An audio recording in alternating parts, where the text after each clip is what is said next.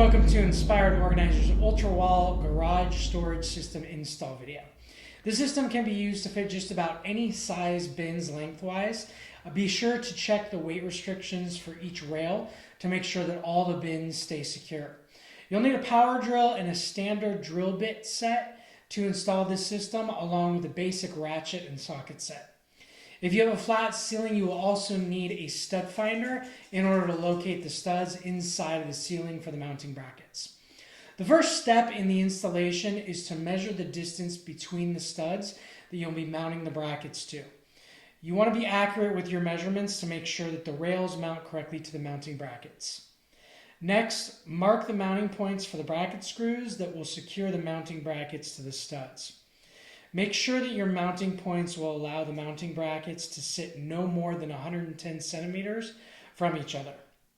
Once your mounting points are marked, drill the holes for the mounting bracket screws. Once all of your holes are drilled, secure the mounting bracket with the included large screws into the studs. It is important that the mounting brackets are perfectly parallel to each other in order to secure the rails to them. Once the mounting brackets are mounted to the studs, push the long bolts through the end holes of the rails and install the nuts on the end of each bolt. They should be very loose on the rails in order to slide the nuts through the gaps in the C shape of the mounting brackets. Once the rail nuts and bolts are in place, line them up and align the nuts with the open underside of the mounting bracket. Once the first rail is in place, make sure they slide back and forth easily. This will indicate the nuts are properly placed inside the mounting brackets. Tighten the nuts on the first rail enough that they don't move back and forth easily, but not so tight that the bins won't slide onto the rails. Next, secure the second rail the same way. You can confirm the correct width between the rails by using a lid from one of the bins that you're going to put on the rack. Slide it back and forth on the rail, leaving a little bit extra space so the bins slide in and out easily.